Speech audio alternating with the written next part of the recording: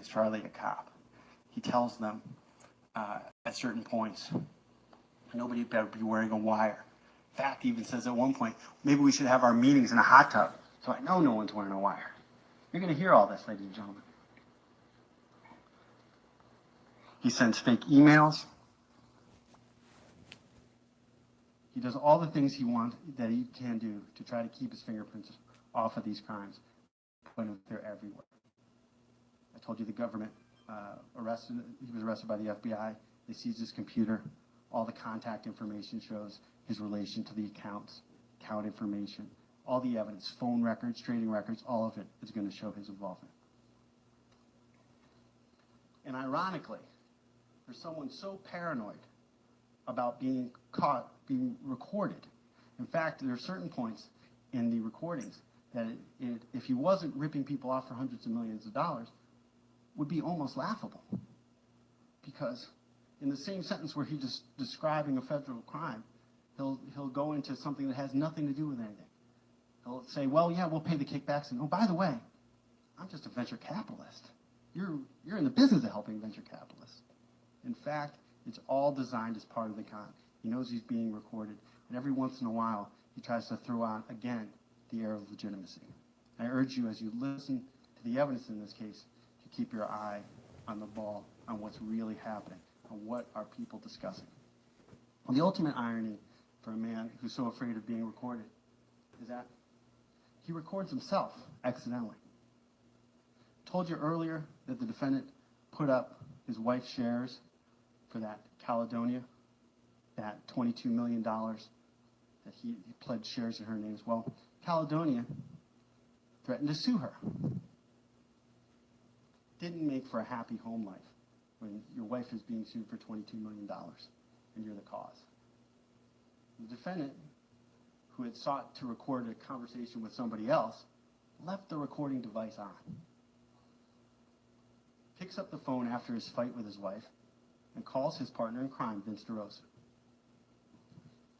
What does he say to Vince DeRosa? She got the letter. She knows we're being sued. And she's figured it out. She's clairvoyant. He says, and these are his words, ladies and gentlemen. She says, what did you guys do? Take a bunch of inflated stock and borrow against it? Sink a firm? His words. He records his own confession, ladies and gentlemen, and you'll hear that. Now, I've told you a lot about what this case is about. Let me just take 2 seconds to tell you what this case is not about. This case is not about whether Kevin Walter is a criminal. He is. It's not about whether Kevin Walter was engaged in securities frauds and a variety of other things. He is. He was. He's a criminal. No one is going to dispute that. But he also is a person who did it with him. The best person to give you an insider's view of it. The other thing that this case is not about is the businesses themselves. It doesn't matter whether the defendant ultimately really believed that hydrogen hybrid technologies was going to be the greatest stock in the world, or Avicena was going to cure Lou Gehrig's disease, or Northern Ethanol was going to discover ethanol in Vince DeRosa's conference room. None of that matters, because the reality is you can't manipulate a stock even if you believe in that stock. You can't do it. You can't, because the crime is deception. You can't tell the public that there's interest in a stock. You can't engage in trades to fool the public, designed to induce them, even if you believe in it.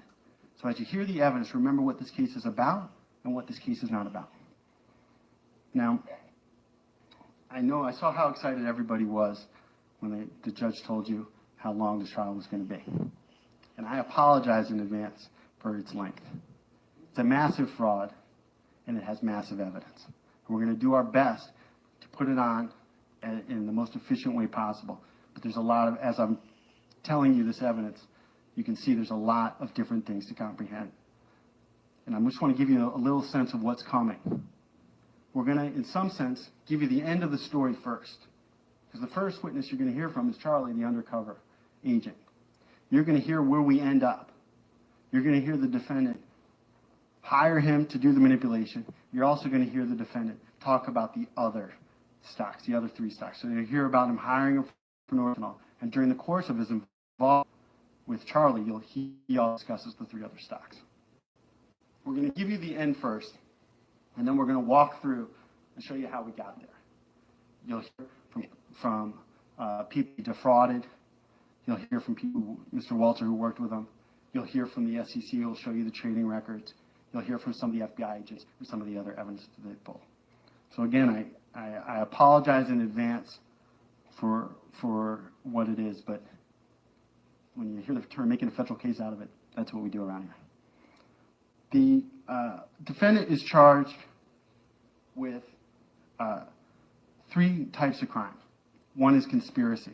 And the judge is going to give you the instructions at the end of this case, but just so you have an idea why you're listening. What conspiracy involves is agreeing to do a crime with somebody else. And there'll be plenty of evidence of that.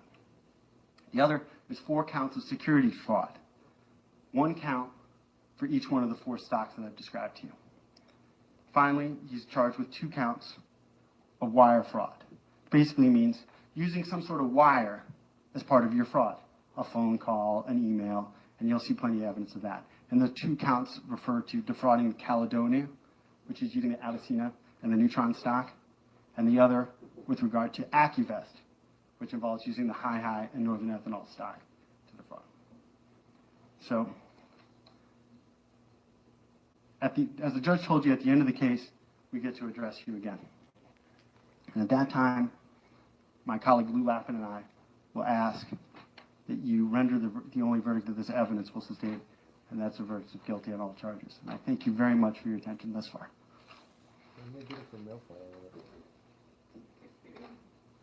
Defense will open.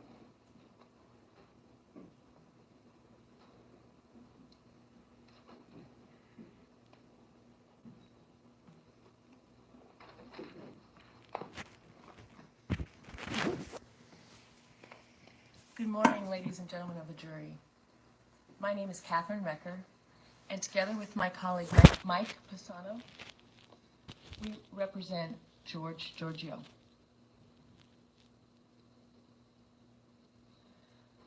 As Mr. Cohen said, this is going to be a long case, and it does involve a great deal of evidence, and I'm going to ask you to keep an open mind until you hear all of the evidence of the case. I suggest to you that the government's story is only half the story. The government will only bring you a partial picture. They will omit business relationships that explain the truth. They will exaggerate some details that in the end are meaningless. And the government will conveniently ignore things like market forces at work. It is your duty to presume that Mr. Giorgio is innocent unless or until the government meets its burden of proof beyond a reasonable doubt. Now, the government goes first because they've got the burden of proof. The government must prove every element of the offenses beyond a reasonable doubt. And the judge will instruct you on these issues, but it's important to remember from the outset of the case that the defendant has no burden to prove anything at all. That means the defendant is not required to stand up and say anything. The only party who must prove something is the government. Now, the judge will tell you what the elements of the offenses are, particularly the element of intent to defraud. In the end, this case will essentially boil down to whether Mr. Giorgio acted with the intent to defraud, or did he act in good faith? Because good faith is the opposite of the intent to defraud. You will hear that it's the defense position that Mr. Giorgio acted in good faith at all times. Just as the judge will explain to you the government's burden of proof, he will also explain to you what doubt beyond a reasonable doubt, what proof beyond a reasonable doubt means. It is doubt that will cause you to hesitate in a matter of importance to yourself. If you have any reasonable doubt about whether Mr. Giorgio intended to defraud, you must acquit him. Now, the evidence will show that Mr. Giorgio is a man deeply committed to his family. He's married to Karen Giorgio, and together they had 5 children, one of whom died of cancer during the relevant time period. You will also hear that Mr. Giorgio lost his father during the relevant time period.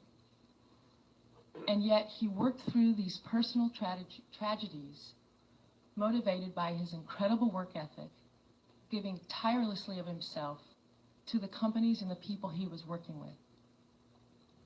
The evidence will show that Mr. Giorgio's business world is not limited to the various companies that the government described for you.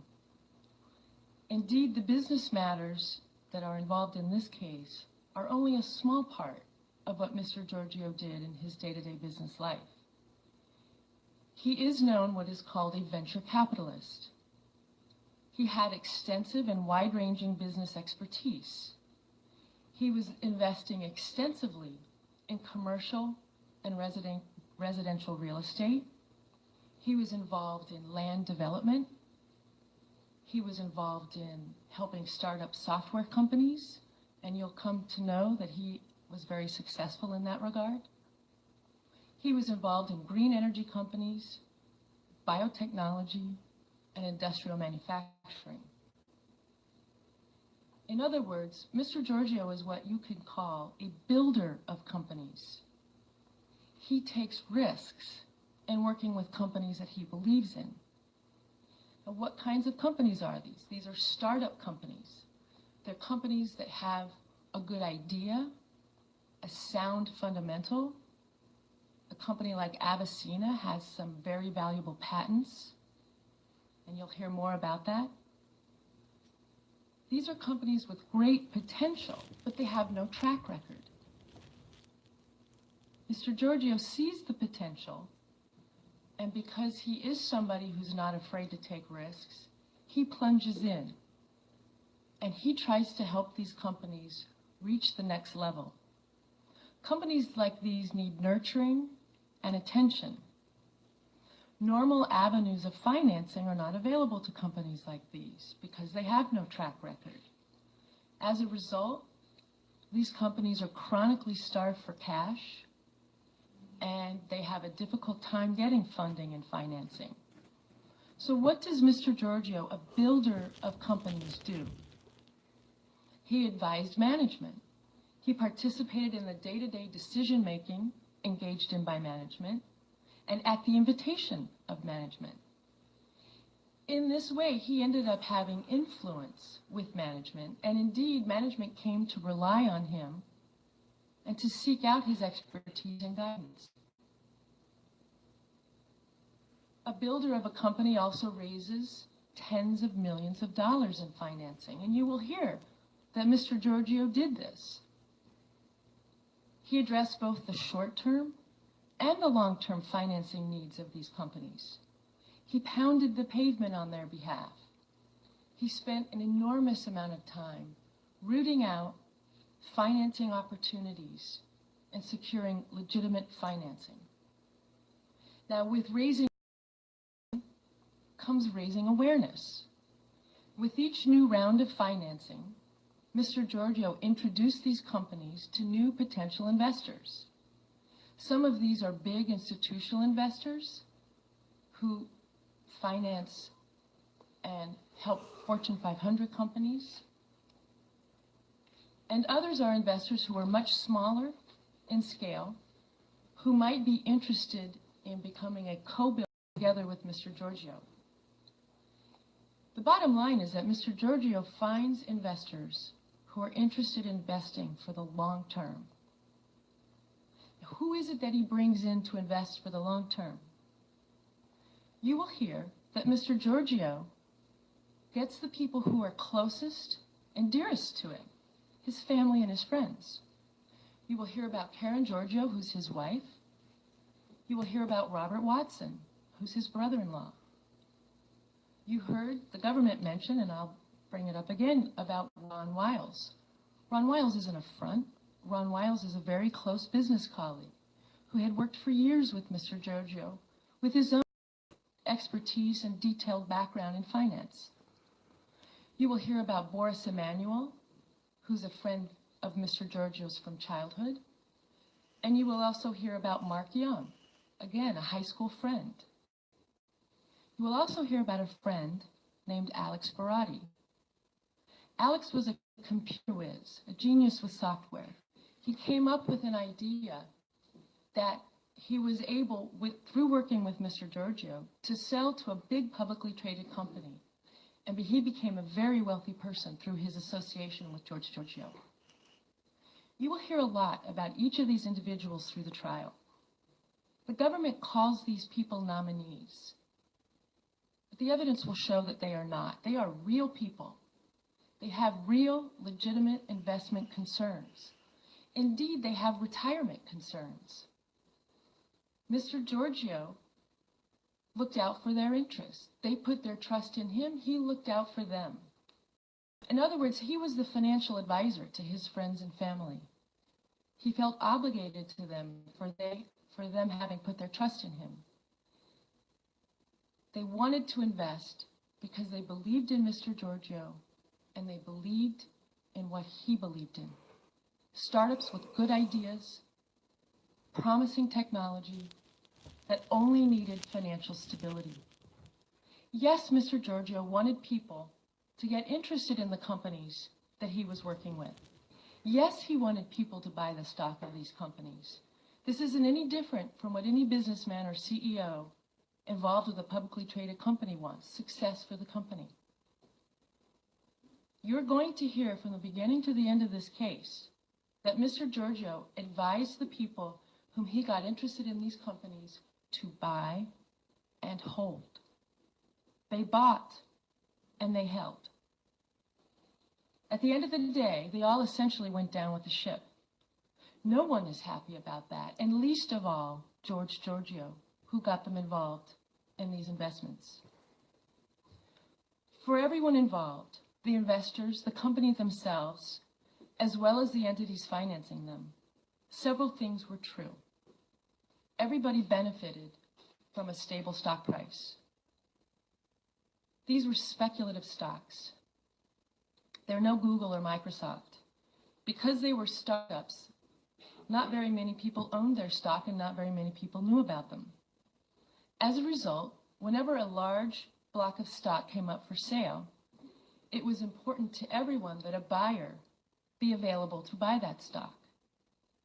All of the investors and the company itself shared an interest that the buying and selling of the stock be done in an orderly fashion. You're going to hear that Mr. Giorgio played the role of intermediary between people who wanted to buy and people who wanted to sell. If a large seller appeared on the scene, Mr. Giorgio might know who would be interested in buying that stock. No one stood to benefit if a large block of stock dropped on the market like a bomb.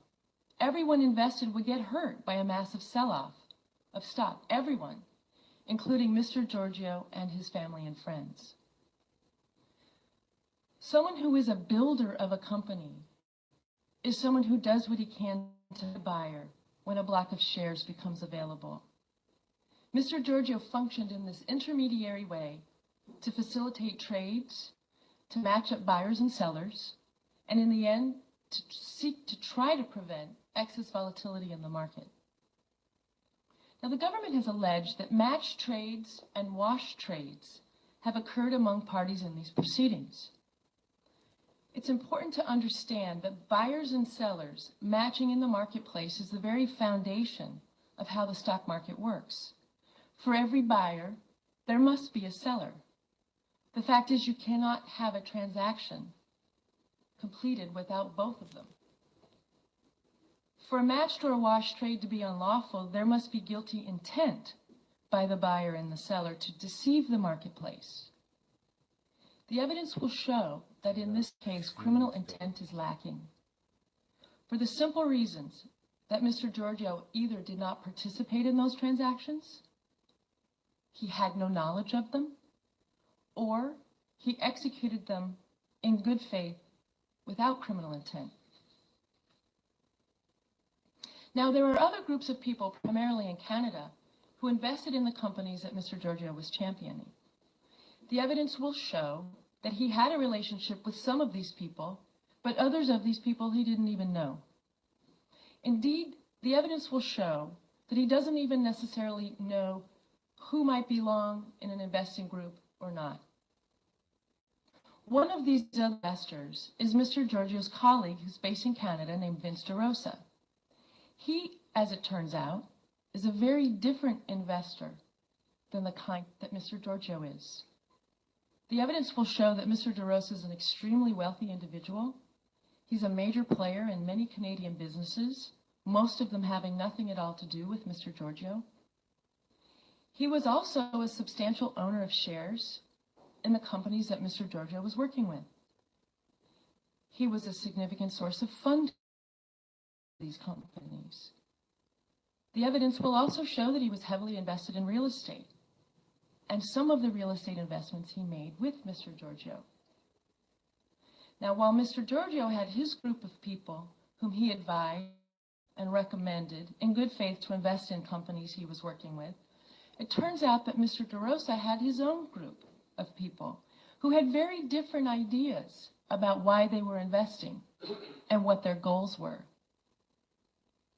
The evidence will show that while Mr. Giorgio thought that Mr. DeRosa and he shared the same investment philosophy, the truth was completely opposite. DeRosa's group of investors were not builders. They turned out to be profiteers, opportunists who were working against the interests of companies and against the interests of people guided and advised by Mr. Giorgio. DeRosa's group did not buy and hold. Instead, you're going to see that his group did a lot of opportunistic trading, a fact that Mr. Giorgio was unaware of. In fact, they traded their shares at times that were extremely damaging because the companies that they were investing in were at fragile periods. Again, chronically seeking cash, short of funds. The evidence will show that the relationship between Mr. Giorgio and Mr. DeRosa was a complex one. Ultimately, it was Mr. DeRosa who used Mr. Giorgio and took advantage of him. He took advantage of him too. He used him, Mr. DeRosa used Mr. Giorgio for his connections and his expertise at the same time that Mr. Giorgio trusted and relied upon him. Now, the government described for you another individual by the name of Kevin Waltzer. And the government went to great lengths to say this case is not about Kevin Waltzer. Well, that's very convenient because the evidence will show the only one partnered up with Kevin Waltzer is the government. Who is Kevin Waltzer? Well, you will learn that he's a thief, a liar, and a con man. The government is asking you to believe him. You will hear about how Waltzer and his gang operated a massive insurance scam to the tune of $40 million over a period of 6 years. That scam had Mr. Giorgio and occurred before Kevin Waltzer scammed Mr. Giorgio. Waltzer, you will hear, is a dishonest man with a lot of addictions. Gambling in the stock market was one of these addictions. The evidence will show that while Mr. Giorgio is a builder of companies, Kevin Waltzer is another profiteer who compulsively and recklessly traded stock at his own and others' peril. He's a day trader with no care in the world whether a company survived or failed, as long as he could get out as much as he possibly could for himself. From the moment Kevin Waltzer met George Giorgio, Waltzer saw him as a mark. Waltzer was looking to use George Giorgio and fleece him from day one, and boy was he successful. You will hear that it is Kevin Waltzer who introduced George Giorgio to Neutron and Avicena, two of the companies that the government described for you. As a venture capitalist, Mr. Giorgio was helping to build these struggling companies with good basics. The evidence will show that Kevin Waltzer knew he could manipulate George Giorgio into financing Avicena. And for that effort, Mr. Waltzer got 3 million free shares of Avicena for bringing in Mr. Giorgio, the man who would provide the much-needed financing. While George Giorgio worked tirelessly to bring in solid funding for Avicenna, Kevin Walzer worked tirelessly for himself, and he worked tirelessly at conning George Giorgio. He spent several years day trading and trying to get money out of George Giorgio. By 2006, Kevin Walzer's con of George Giorgio became more direct. He insinuated himself into Mr. Giorgio's family life. He even pretended concerned about Mr. Giorgio's child, who had been stricken with brain cancer. Knowing that Mr. Giorgio was vulnerable and grief-stricken, Kevin Walzer is begging him for money. Mr. Giorgio turned him down. But in June of 2006, a crisis hits Mr. Walzer. His $40 million insurance scam caught up with him, and the IRS came knocking at his door. What does Kevin Walzer do? The evidence will show that Kevin Walzer does exactly what you would expect a con man would do. He lied to the agents, and he began to plot his fraudulent exit strategy. It took some time and effort to pull off. The exit strategy required a cover story, and it also required money to fund it. I suggest to you that before Mr. Walzer partnered up here with the government, he endeavored to line his pockets. Because he held such a large position of Avicenna shares, he knew that he had some leverage, despite the fact that the shares that he owned were both restricted and he was prohibited from selling them by contractual obligation.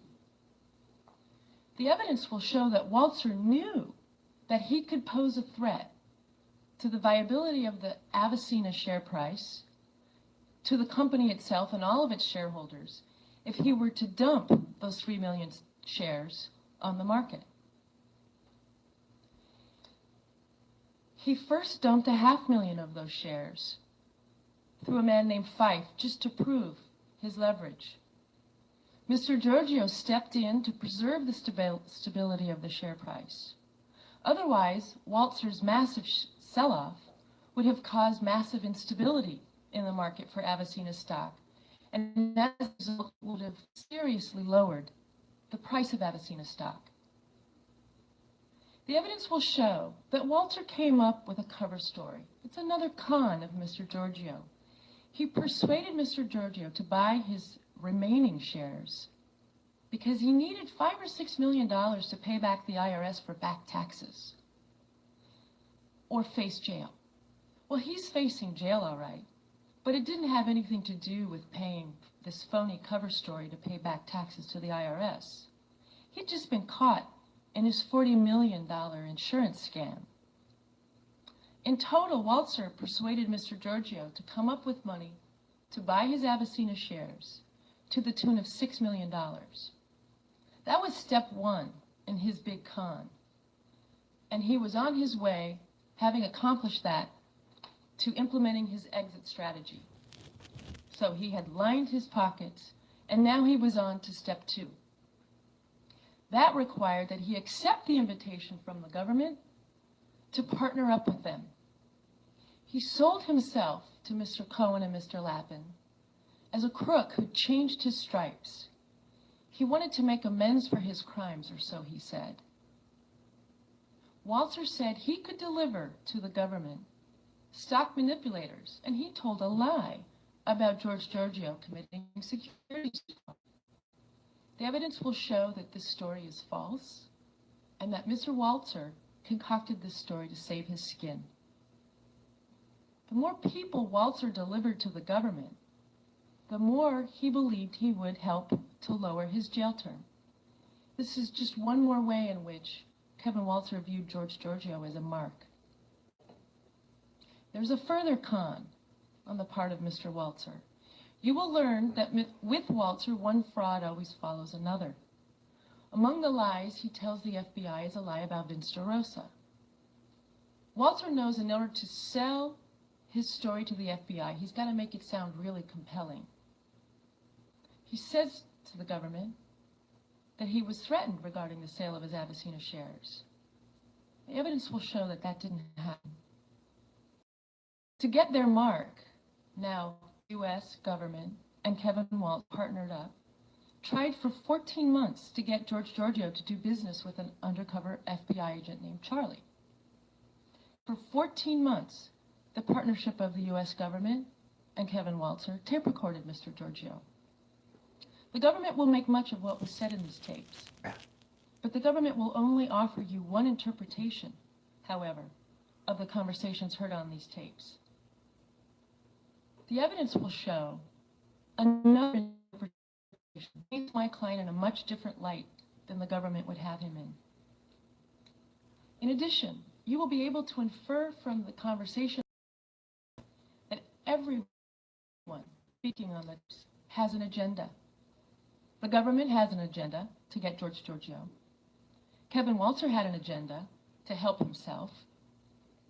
And Mr. Giorgio had an agenda to connect to legitimate sources of funding which had nothing to do with the charged fraud.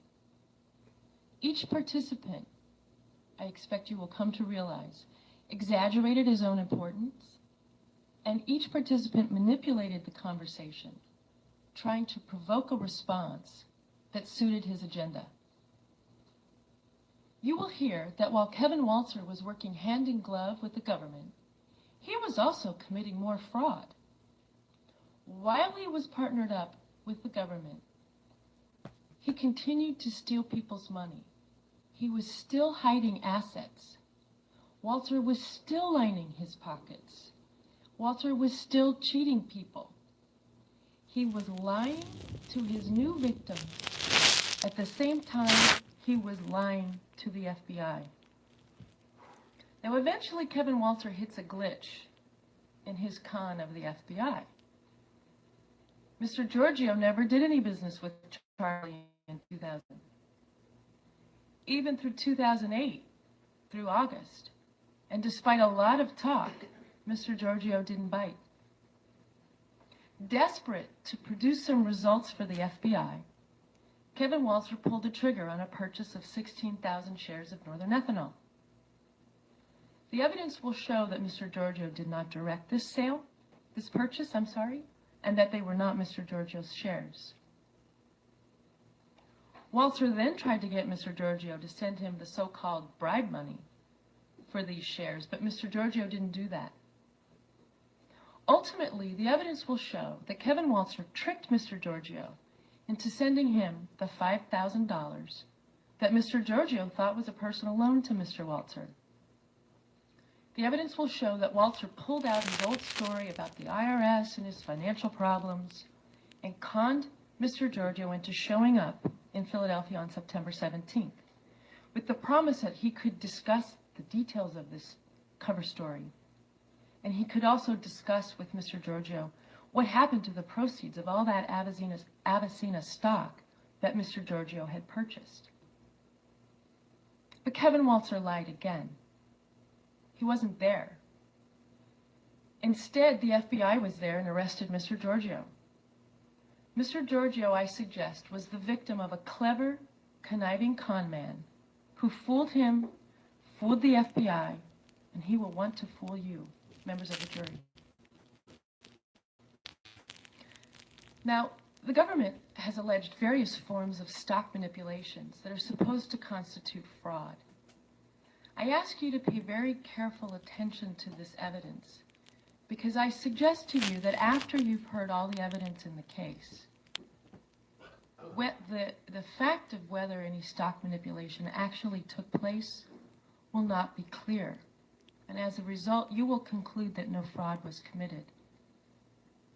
For example, the government alleges that the opening of brokerage accounts in the Caribbean constituted a form of manipulation. The evidence will show that there were lawful, legitimate reasons for opening accounts in the Caribbean. They provided a source of funding. They enabled Mr. Giorgio to provide desperately needed capital to continue his work in building up these companies. I won't go into detail about all of the Caribbean accounts,